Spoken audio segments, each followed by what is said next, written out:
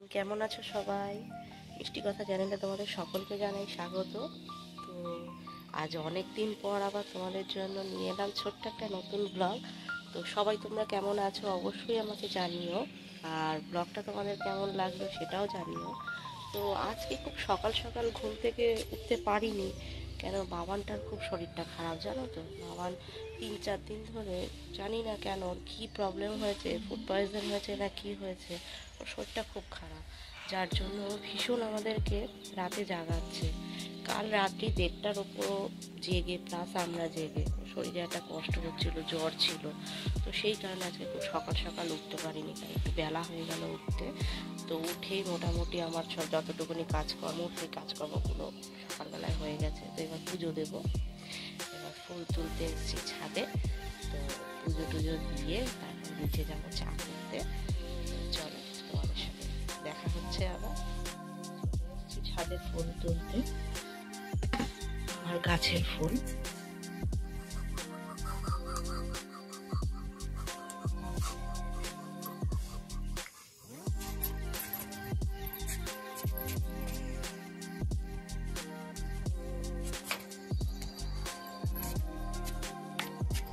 এদিকে ফুল, এদিকে এই দেখো সাদা জবা হয়েছে, অনেকগুলো সাদা জবা হয়েছে। এগুলো এখনই তুলে নিচ্ছি, এখন একটু কুড়ি মতন আছে, কিন্তু একটু বেলা হলেই এগুলো সব ফুটে যাবে। চলো এগুলো আমি তুলে নেই ফুলগুলো।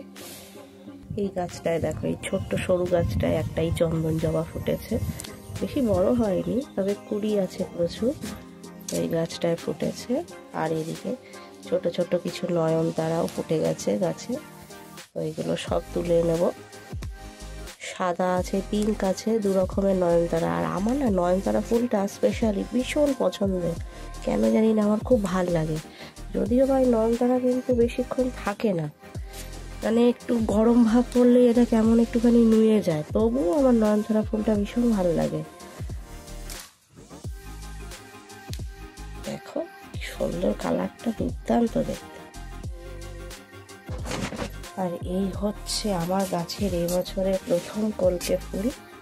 এটা ফুটলো, এই একটা ফুটেছে আর একটা এই দেখো, এই যে তবে কুড়ি এসছে, এই একটা ফুল আমার গাছের এবছরের এই প্রথম দুটো ফুল।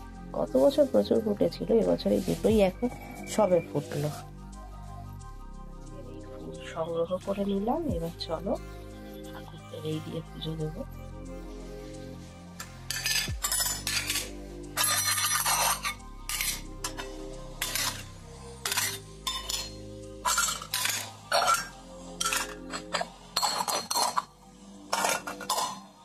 তো চলে এলাম ঠাকুর ঘরে। তো প্রথমেই শিবলিঙ্গকে স্নান করিয়ে নিচ্ছি। আমাদের 3টে শিবলিঙ্গ জানো তো, আগে ছিল 2টো।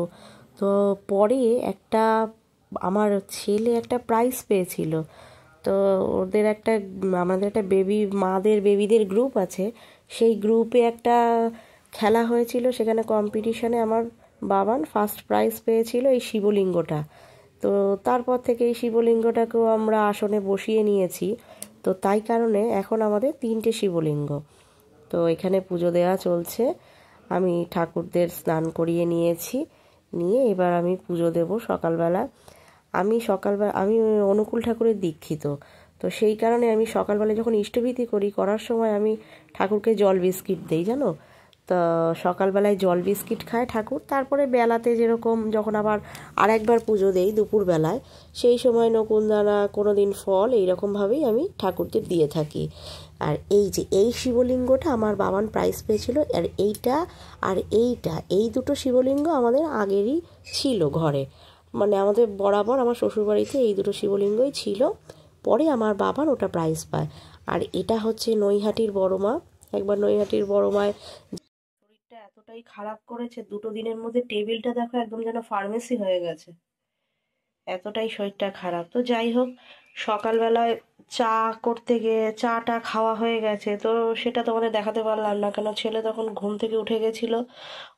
তো ভীষণ একটা বায়না শুরু করে দিয়েছিল, যার কারণেই আর তোমাদেরকে সেটা দেখাতে পারলাম না।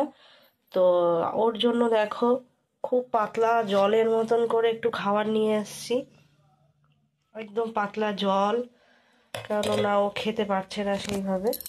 এই যে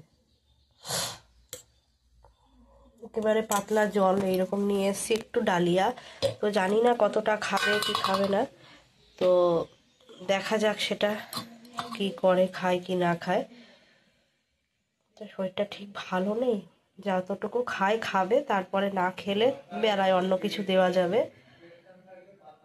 আর এদিকে বিছানার হাল এই অবস্থা হয়ে রয়েছে, এবার বিছানাটা গুছিয়ে নেব, নিয়ে তারপরে ওকে খাওয়াবো। তো সকালবেলাতে ওকে একটু গ্যাসের ওষুধ দেওয়া হয়েছে, না তো বমি করে দিচ্ছে, অ্যাসিডিটি হয়ে যাচ্ছে হয়তো। তো সেই কারণে ও ওষুধটা খেয়েছে, তার সঙ্গে সঙ্গে তো খাওয়ানো যাবে না, খানিকক্ষণ পরে। ততক্ষণে আমি ভাবলাম যে আমি বিছানাটা একটু গুছিয়ে নেই, তারপরে ওকে নিয়ে এসে খাওয়াবো। তো বিছানার হাল এই অবস্থা, একটু গুছিয়ে নেই, তারপর আবার তোমাদের সঙ্গে দেখা হবে। বিছানা গোছানো কমপ্লিট। এদিকে আমার বাবা এসে গেছে, এবার ওকে খাওয়াবো। উঠেই লাঠি নিয়ে খেলা, চলে এসো। কই এর শরীরটা এতটাই খারাপ, কিছু খাওয়া দাওয়া করতে চাইছে না, কিছু না। দেখি বাবান, দেখি এই মুখখানা একদম এক দুদিনেই শুকনো হয়ে গেছে। চলো এবার একটু খানু খেয়ে নেই।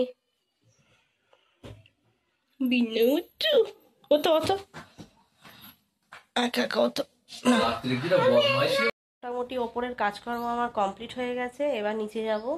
নিচে গিয়ে সকালবেলা টিফিন হবে, রুটি তরকারি এসব হবে। আর তারপর দুপুরের কি রান্না বান্না করা যায়, তো দেখা যাক। আগে যাই নিচে, গিয়ে তারপরে চিন্তা করছি। তো চলো।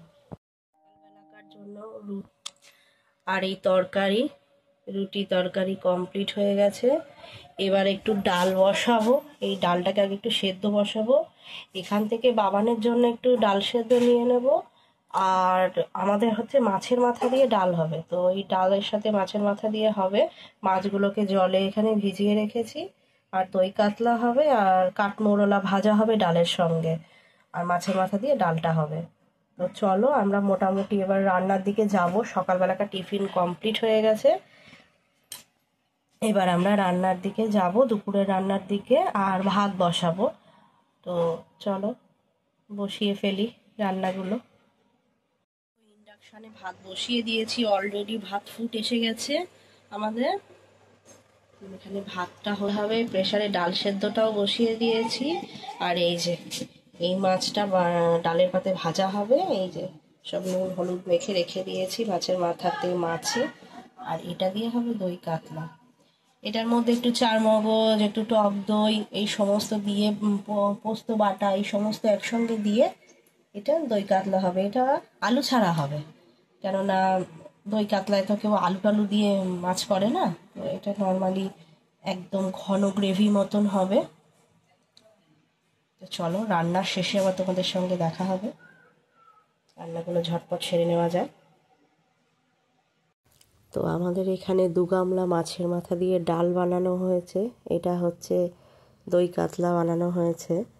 তো দই কাতলাটা খেতেও মনে হয় ভালো হয়েছে, দেখে যা সুন্দর লাগছে। আর এটা মাছ ভাজাটা ডালের পাতে। তো এবার চলে যাব, স্নান করব, স্নান করে চলে যাব ঠাকুর পুজো করতে। এবার যাব পুজো করতে ঠাকুর ঘরে। তো চলো, আজকে বৃহস্পতিবার, লক্ষ্মীর বই পড়তে হবে, বৃহস্পতিবারের পুজো করতে হবে। তো পুজোটা করে আবার তোমাদের সাথে দেখা করছি। চলো। এখন বিকেল হয়ে প্রায় সন্ধে হতে যায়। তো চাঁদটা দেখো কি সুন্দর উঠেছে। তো চাঁদটাকে দেখে এত ভালো লাগলো, ভাবলাম একটু ক্যাপচার করে নেই সবাইকে। তো এখন বাজে সন্ধে 6টা 15-20 হয়েছে এখন। তো এখন আমি সন্ধেবেলায় সব সন্ধে দিয়ে ঠাকুরদেরকে, এই দেখো সব ঠাকুরদেরকে সন্ধে দিয়েছি। তো সন্ধেবেলায় সন্ধে দিয়েছি। আর এবার যাব বাবানকে ডাকতে। বাবানকে দেখলে যে সেই দুপুরবেলায় ঘুমিয়েছে, ও এখনো ঘুমের থেকে ওঠেনি, বাবার সঙ্গে এখনো ঘুমোচ্ছে। আসলে শরীরটাও ভীষণ ক্লান্ত, তো যার কারণে ও এখনো ওঠেনি। তো এবার যাব ওকে সন্ধেবেলায় একটু ডাকবো, দেখি ওঠে কিনা।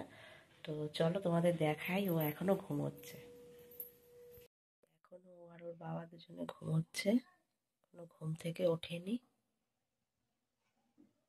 খুব কাহিল হয়ে গেছে ছেলেটা, ওই জন্য এখনো ঘুমিয়ে যাচ্ছে। মতন ঘুমোক, আমি যাই নিচে গিয়ে একটু চা করবো, সন্ধ্যাবেলায় চা খাবো। তো চা করি, পরে আবার তোমাদের সঙ্গে কথা হবে। তো এই যে এখানে চা বসিয়ে দিয়েছি, এবার চা খাওয়া হবে। তো দেখো আমার শাশুড়িকে আর আমার দিদা শাশুড়ি, ওনাকে আমাদের বাড়িতে আনা হয়েছে কিছুদিন আগে। তো এখন কিছুদিন আমাদের বাড়িতে দিদা থাকবে। তো আমার বর এবার যাচ্ছে, উনি বেরোবে বলে জামা কাপড় পরতে, আর বাবান দাদুর কোলে শুয়ে দোলনায় জল খাচ্ছে। আর এখানে আমরা চা নিয়ে বসে পড়েছি অলরেডি। তো এখন বাজে 8:30, আমার মোটামুটি কাজকর্ম সব কমপ্লিট হয়ে গেছে। তো ছেলের রাত্রিবেলার জন্য একটুখানি খুব পাতলা করে অল্প একটু আলু সেদ্ধ ডাল সেদ্ধ দিয়ে ভাত করলাম। আর আমাদের জন্য রাত্রিরের ভাত আমার মোটামুটি সব করা হয়ে গেছে। হওয়ার পর তো তোমাদের সঙ্গে একটা শেয়ার করতে এলাম কথা, গল্পও বলতে পারো, কিছুটা গল্প করব আর কিছু কথা শেয়ার করব। তো ছেলেটার শরীরটা কদিন ধরে খুব খারাপ যাচ্ছে, জানো তো, কেন জানি না। সকালে বলছিলাম না যে ওর কি হয়েছে বুঝতে পারছি না, ফুড পয়জন হয়েছে না পেটে কোনো প্রবলেম হয়েছে। তো ডাক্তার দেখালাম, কালকে ডাক্তারের কাছে নিয়ে গেছিলাম। ডাক্তার দেখে বলল যে এমনিও ঠিক আছে, কিন্তু পেটে একটা কোনো প্রবলেম হয়েছে, ওর জ্বর আসছে। তো জ্বরের ওষুধ ওকে দেওয়া হয়েছে, তাছাড়া এমনি পেট ব্যথার ওষুধ, বমির ওষুধ সবই দেওয়া হয়েছে। তো ঠিক মতন ডাইজেস্ট হচ্ছে না খাওয়াটা, ও খাওয়াটা হজম করতে পারছে না, যার কারণে ওকে এখন খুব বেশি সলিড ফর্মে কিছু খাওয়াতে পারছি না, একদম পাতলা করে অল্প স্বল্প ভাত খাচ্ছে। তো আজকে দুপুরবেলায় একটু ডালের জল আর একটুখানি মাছ ভাজা দিয়ে এই এত কটা ভাত খেয়েছে। আর রাত্রিবেলায় ও এমনি বরাবর দুধ রুটি খেতে ভীষণ ভালোবাসে, কিন্তু এখন কিছু করার নেই, শরীরটা ভালো নেই বলে ওকে দুধ রুটি দিতে পারলাম না। তো ভাতই খাবে রাত্রে, ডাল সেদ্ধ আলু সেদ্ধ দিয়ে একটু ভাতই খাবে রাতে। তো সেই মতনই ওর জন্য করা হয়েছে। আর আজকে 6ই মার্চ, আজকে আমাদের বিবাহ বার্ষিকী। তো প্রতি বছর এই দিনটা যা টুকটাক একটু সেলিব্রেট করতে পারি। তো এই বছর প্রথম ভেবেছিলাম যে বিবাহ বার্ষিকীর দিন বাইরে হয়তো দুপুরবেলা একটু কিছু খাবো, বেরোবো, কিংবা যাই হোক কিছুভাবে একটা সেলিব্রেট করব। তো ছেলেটার শরীরটা এতটাই খারাপ হয়, ও ঠিক করে খাওয়া দাওয়া করছে না, কিছু না, তার জন্য আর নিজেদের খেতে ইচ্ছা করে বলো তো, কারোর মন ভালো লাগে? তো সেই কারণে আর সব কিছুই ক্যান্সেল করে দিলাম, খাওয়া বেরোনো সব কিছুই। বাড়িতে তো ওই টুকটাক রান্না করেছি, তোমাদের সাথে দেখিয়েইছি।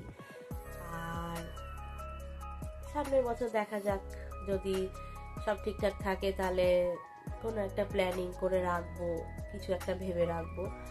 তো ওই যে আজকের বিবাহবার্ষিকীটা এই বছর এইভাবেই গেল, কিছু করার নেই, কেন আগে সন্তান তারপরে সবকিছু। তো যতদিনও হয়নি ততদিন টুকটাক ভালোই আমরা সেলিব্রেট করেছি, ও হওয়ার পরেও করেছি। শুধু ওর এবছর শরীরটা খারাপ বলে সেভাবে আর কিছু করলাম না। তো যাই হোক, অনেক কথা বলে ফেললাম তোমাদের সঙ্গে। আর একটা কথা তোমাদেরকে বলতে চাই যে আমি ইউটিউবে একদম নতুন কাজ করছি, ইউটিউবে বিভিন্ন ভিডিও বানাচ্ছি। তাও তোমাদের সবারটা দেখে আমি অনেক কিছু শিখছি, জানো তো, যেটা সত্যি কথা। তো নতুন চেষ্টা করছি কিছু করার। তো তোমরা যদি সবাই আমার পাশে থাকো, আমাকে একটু সাপোর্ট করো, তাহলে আমি হয়তো এগিয়ে যেতে পারবো। কিন্তু তোমাদের সাপোর্ট ছাড়া তো কখনোই একটা মানুষ সফল হতে পারবে না, আমিও নয়। তোমাদের যদি আমার ভিডিওগুলো ভালো লাগে, আমি ছোট ছোট রিলস ভিডিও বানাই, শর্ট। তো তোমাদের যদি আমার ভিডিওগুলো ভালো লাগে তাহলে অবশ্যই আমার চ্যানেলটাকে সাবস্ক্রাইব করো, ভিডিওগুলো দেখো, ভালো লাগবে। আর আজকের মতন ভিডিওটা এখানেই শেষ করছি, কেমন লাগলো অবশ্যই জানিও। আর কি বলি, হঠাৎ করে কিরকম একটা ঠান্ডা পড়েছে না বলো তো, ওয়েদারটা কি বাজে টাইপের হয়ে গেছে। মাঝখানে দুদিন বেশ গরম গরম লাগছিল, ফ্যান চালাতে হচ্ছিল, আবার এই হুট করে কিরকম একটা ঠান্ডা পড়ে গেল দুদিন ধরে, জানি না কেন এরকম হচ্ছে। তার মধ্যে সিজনটা ঠিকঠাক নয় বলে দেখো সবারই ঘরে ঘরে টুকটাক সর্দি কাশি ঠান্ডা সবারই দেখছি এরকম হচ্ছে। আমারও নিজেরও খুব শরীরটা ভালো না, দুদিন জ্বর এসেছিল, এখনো গলা ব্যথা, কাশি, সর্দি টুকটাক লেগেই রয়েছে। আর ও তো আমার বাচ্চা, ওর তো হবেই, ওর তো জ্বর ঠর আসতে পারে, বাচ্চা মানুষ। তো যাই হোক, অনেক কথা বলে ফেললাম, অনেক কিছু বলে ফেললাম। যদি কিছু ভুল ত্রুটি হয়ে থাকে তাহলে অবশ্যই নিজের দিদি বা বোন মনে করে ক্ষমা করে দিও। আর যদি আমার ভিডিওগুলো ভালো লাগে অবশ্যই তোমরা একটু দেখো, একটু সময় দিও আমার ভিডিওতে, আর চ্যানেলটাকে সাবস্ক্রাইব করে দিও। তো তোমরা সবাই খুব ভালো থেকো, সুস্থ থেকো, হাসি খুশি থেকো, আনন্দে থেকো। তো আজকের মতন ভিডিওটা এখানেই শেষ করছি। আবার অন্য কোনো দিন আসবো তোমাদের সাথে অন্য কোনো ভিডিও নিয়ে। তো আজকের মতন চলো।